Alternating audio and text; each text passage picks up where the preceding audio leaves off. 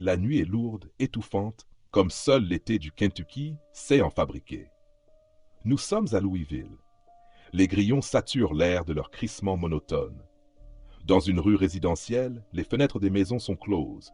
Les climatiseurs tournent à plein régime, masquant les bruits du dehors. Une voiture roule au pas.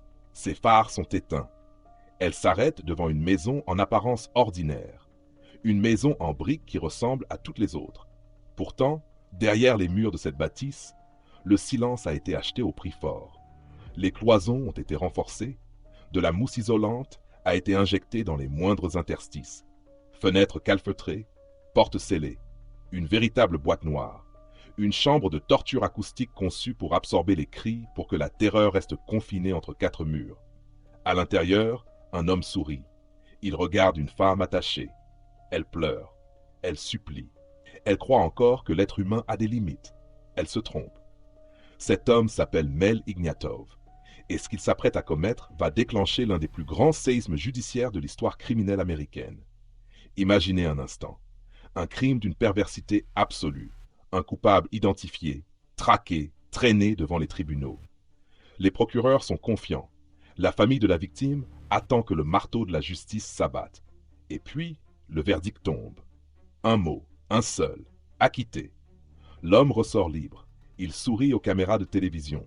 Il nargue les policiers. Il parade dans les rues. Il a gagné. Mieux encore, la Constitution américaine le protège désormais. Le principe du double jeopardy, le bouclier suprême, interdit qu'on le rejuge un jour pour ce meurtre, quelles que soient les preuves découvertes par la suite. Il est intouchable, le tueur parfait. Mais l'histoire ne s'arrête pas là, car le destin a parfois un sens de l'humour d'une noirceur absolue. Un retour de bâton d'une ironie si macabre qu'il semble défier la logique.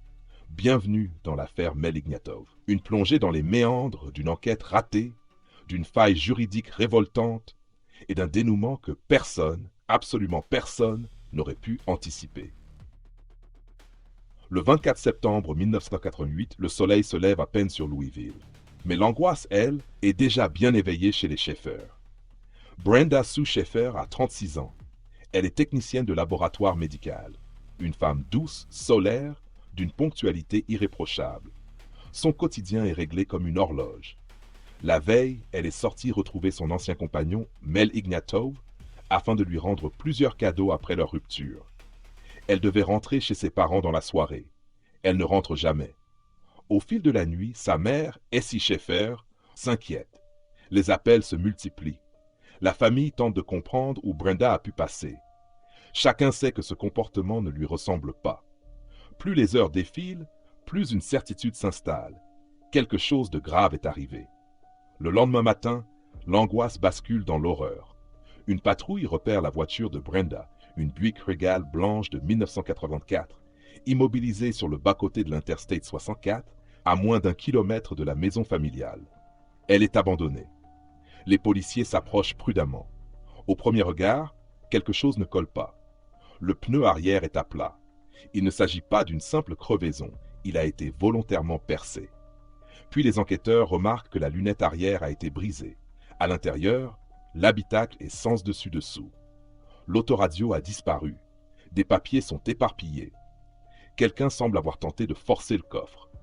Et surtout, de petites traces de sang apparaissent sur la banquette arrière ainsi qu'à l'extérieur du véhicule. À première vue, tout laisse penser à un vol qui aurait mal tourné. Pourtant, plusieurs détails dérangent les enquêteurs. La voiture se trouve tout près du domicile de Brenda. Si elle était simplement tombée en panne, elle aurait pu rentrer chez elle à pied en quelques minutes. Quelqu'un a manifestement voulu transformer cette Buick abandonnée en scène de crime improvisé. Une mise en scène destinée à détourner l'attention. Les techniciens de la police scientifique photographient chaque centimètre du véhicule. Ils relèvent les empreintes, prélèvent les traces de sang et examinent les dégâts. Mais, à ce stade de l'enquête, rien ne permet encore d'identifier un agresseur. Brenda, elle, demeure introuvable. Où est-elle? Est-elle encore en vie, retenue quelque part dans le noir? Ou son corps repose-t-il déjà sous les arbres des forêts du Kentucky? Les enquêteurs savent qu'en matière de disparition, les premières 48 heures sont décisives. Chaque minute qui passe réduit les chances de retrouver la victime en vie. La machine policière se met alors en marche. Les inspecteurs fouillent le passé de Brenda. Ils interrogent ses proches, ses collègues, ses amis. Ils cherchent un ennemi, un ex-compagnon jaloux, un prédateur de passage. Très vite, un nom revient avec insistance. Celui d'un homme que plusieurs membres de la famille considèrent déjà comme le principal suspect. Mel Ignatov. Un nom qui va bientôt devenir l'un des plus tristement célèbres de l'histoire criminelle du Kentucky. Pour comprendre la disparition de Brenda Schaeffer, les enquêteurs doivent remonter le fil de sa vie récente. Ils interrogent sa famille, ses collègues, ses amis les plus proches. Très vite, un nom revient encore et encore. Mel Ignatov. Depuis près de 2 ans, Brenda entretient une relation avec cet homme de 49 ans. Au premier regard, Ignatov inspire confiance. Bien habillé, sûr de lui, doté d'un charme indéniable, il se présente comme un homme d'affaires prospère. Mais derrière cette façade respectable se cache un individu bien différent. Au fil des entretiens, les policiers découvrent une relation devenue étouffante. Mel est jaloux, dominateur et obsédé par le contrôle. Brenda ne supporte plus cette emprise psychologique qui pèse sur sa vie. Quelques semaines avant sa disparition, elle prend une décision difficile. Elle veut rompre. Définitivement. Plusieurs proches raconteront plus tard qu'elle craignait Mel. À l'une de ses amies, elle aurait même confié que si quelque chose lui arrivait un jour, il faudrait regarder du côté de Mel Ignatov. Le 23 septembre 1988, Brenda accepte pourtant de le revoir une dernière fois. Le rendez-vous a un objectif précis, lui rendre plusieurs cadeaux et mettre un terme définitif à leur relation. C'est la dernière fois qu'elle est vue en vie.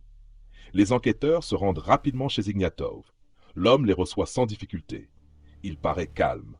Selon lui, la soirée s'est déroulée sans incident. Brenda lui a rendu les bijoux, ils ont discuté quelques instants, puis elle est repartie seule au volant de sa voiture. Depuis, il affirme n'avoir plus eu de nouvelles. Les policiers écoutent son récit. Chaque réponse semble préparée. Chaque détail paraît soigneusement pesé. Mais les soupçons ne sont pas des preuves.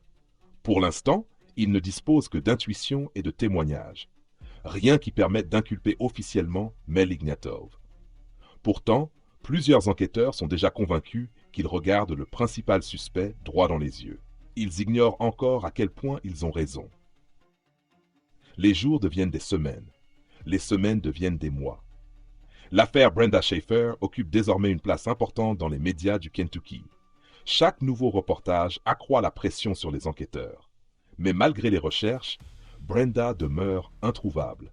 Aucun corps, aucune scène de crime, aucune preuve directe. Le dossier semble figé.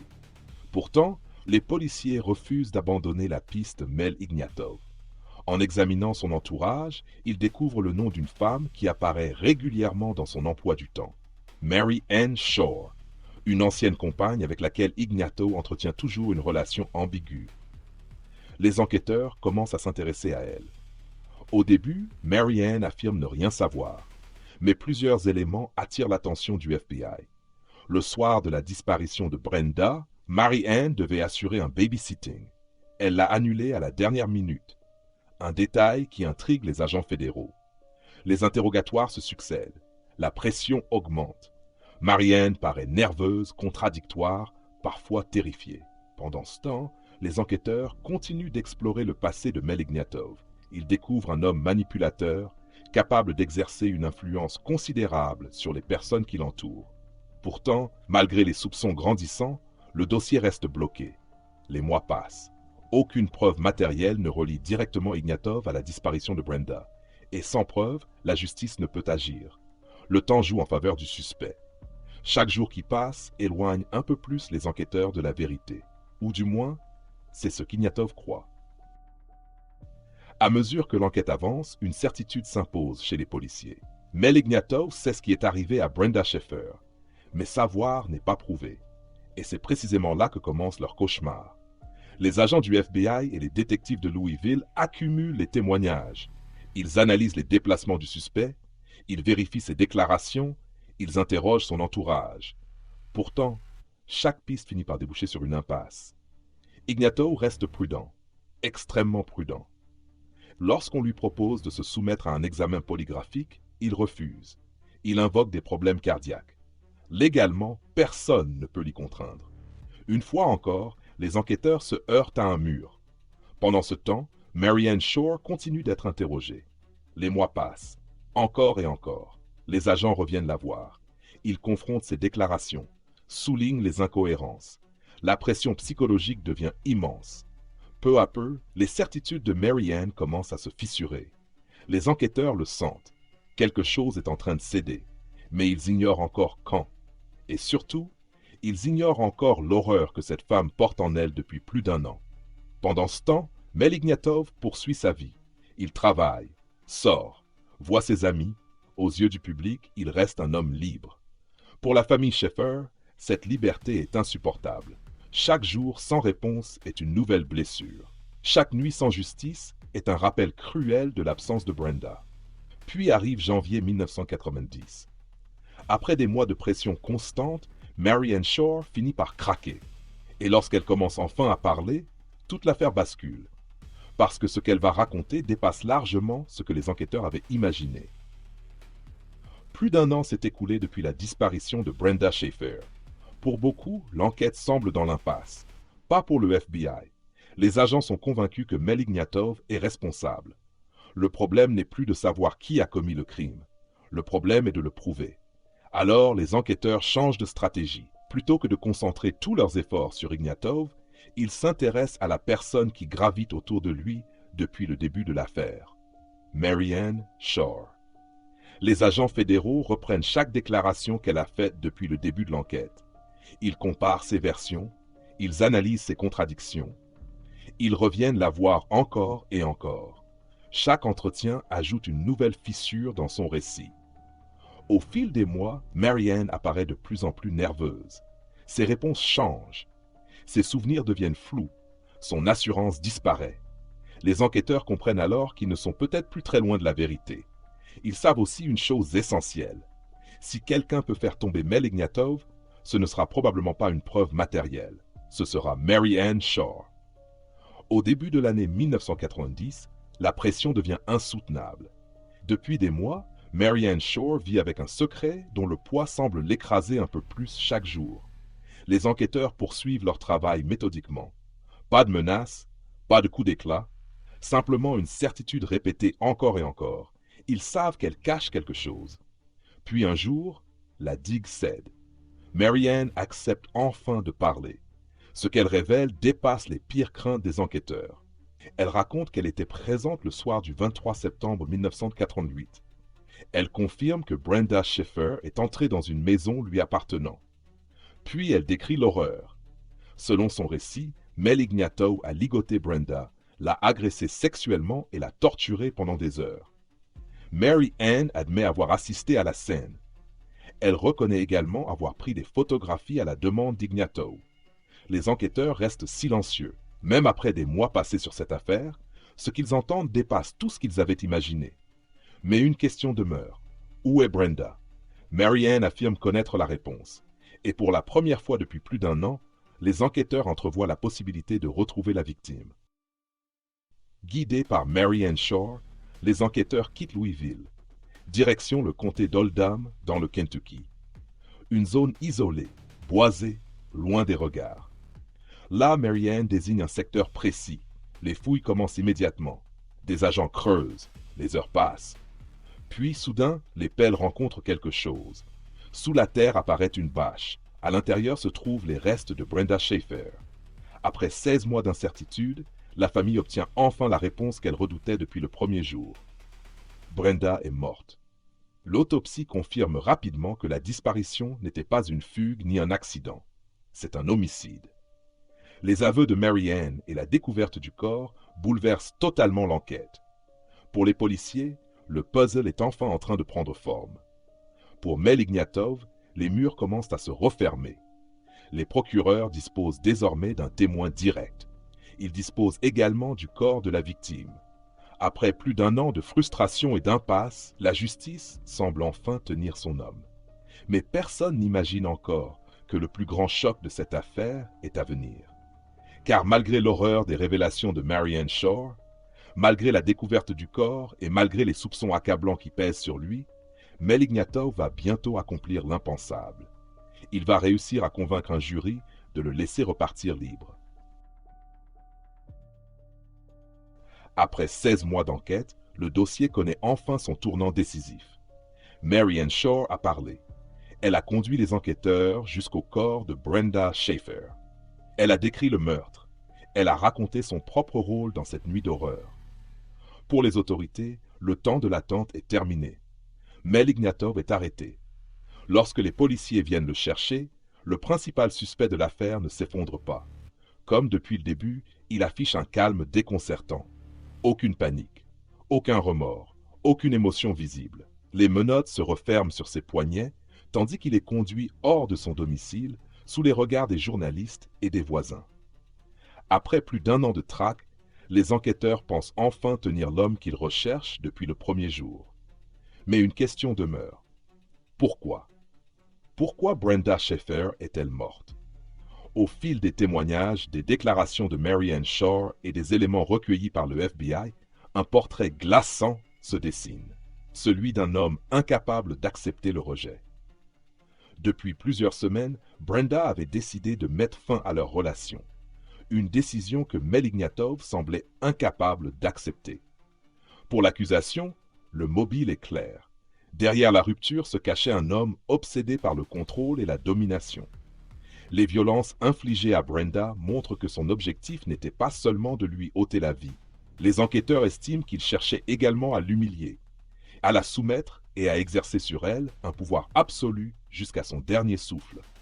Les photographies qui seront découvertes plus tard confirmeront d'ailleurs l'extrême violence et le caractère sadique du crime.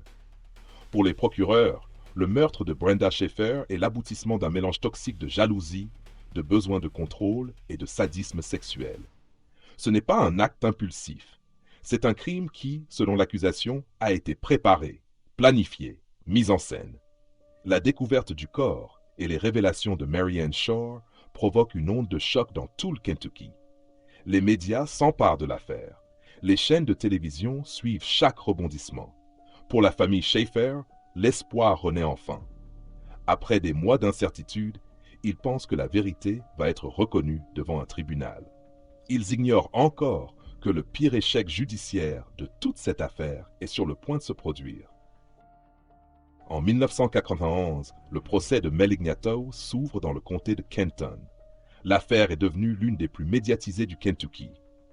Pour beaucoup, le verdict semble déjà écrit. Le corps de Brenda a été retrouvé. Marianne Shore a raconté ce qui s'est passé. Mel Ignatov est le principal suspect depuis le premier jour. Pourtant, au tribunal, les choses ne se déroulent pas comme prévu.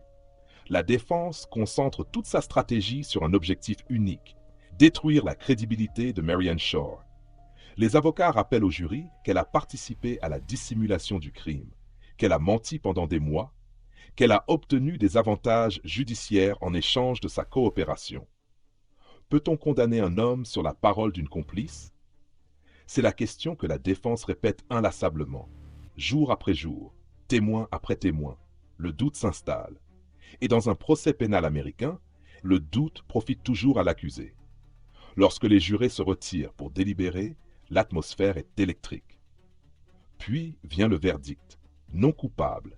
La salle est sidérée. La famille Schaeffer est anéantie. Les enquêteurs n'en croient pas leurs oreilles. Après des années d'efforts, l'homme qu'ils considèrent comme le meurtrier de Brenda vient d'être acquitté. Et le pire reste à venir. Car aux États-Unis, le principe du double jeopardy interdit qu'une personne acquittée soit rejugée pour le même crime. Même si de nouvelles preuves apparaissent plus tard, Mel Ignatov quitte le tribunal en homme libre. Il ne le sait pas encore. Mais quelques mois plus tard, une découverte va transformer cette affaire en scandale judiciaire national. Le nouveau propriétaire de son ancienne maison entreprend des travaux de rénovation. En retirant de la moquette, il découvre un sac caché dans un conduit de sol. À l'intérieur se trouvent plusieurs bijoux appartenant à Brenda Schaeffer. La police est immédiatement appelée. Les enquêteurs reviennent fouiller la maison. Cette fois, ils découvrent également 3 pellicules photographiques cachées dans un conduit de chauffage. Lorsqu'elles sont développées, le pays entier est horrifié. Les clichés montrent Brenda Schaeffer ligotée. Ils montrent les sévices qu'elle a subis. Et ils montrent Mel Ignatov présent sur les lieux. La preuve absolue. La preuve que les enquêteurs recherchaient depuis le début. La preuve qui aurait presque certainement conduit à une condamnation. Mais il est trop tard. Le double Jeopardy le protège désormais. Malgré ses photographies accablantes, Mel Ignatov ne peut plus être poursuivi pour le meurtre de Brenda Schaeffer. Face aux nouvelles preuves, les procureurs se rabattent sur les seuls crimes encore poursuivables. Le parjure. Ignatov avait menti sous serment lors de son procès. Cette fois, les preuves sont irréfutables. Il est reconnu coupable et condamné à une peine de prison. Une victoire judiciaire, mais une victoire amère, car le meurtre lui-même restera à jamais juridiquement impuni. Les années passent. Le nom de Mel Ignatov demeure associé à l'un des plus grands échecs judiciaires de l'histoire criminelle américaine. Même après sa libération, son image reste définitivement marquée. Pour beaucoup d'Américains, il est l'homme qui a échappé à une condamnation pour meurtre malgré l'existence de preuves photographiques accablantes. Puis survient une fin aussi banale qu'étrange. Le 1er septembre 2008, Mel Ignatov se trouve seul à son domicile de Louisville. Selon les conclusions officielles, il chute lourdement dans son salon. Sa tête heurte un meuble. La blessure provoque une importante hémorragie. Personne n'est là pour lui porter secours. Il meurt seul. Il avait 70 ans. Très vite, une légende commence à circuler. Certains affirment que le meuble contre lequel il s'est mortellement blessé aurait appartenu autrefois à Brenda Schaeffer. L'histoire est reprise dans les médias et sur Internet. Mais aucun élément fiable ne permet de l'établir avec certitude. Ce qui est certain, en revanche, c'est que l'homme qui avait défié la justice pendant des années est mort seul, loin des tribunaux, loin des caméras et loin du pouvoir qu'il avait autrefois exercé sur les autres. L'affaire Brenda Schaeffer demeure aujourd'hui un cas d'école. L'histoire d'une enquête acharnée, d'une faille juridique impossible à contourner et d'un verdict qui continue, plus de 30 ans plus tard, à hanter la mémoire du Kentucky. Car parfois, la vérité finit par être révélée. Mais elle arrive trop tard pour être jugée.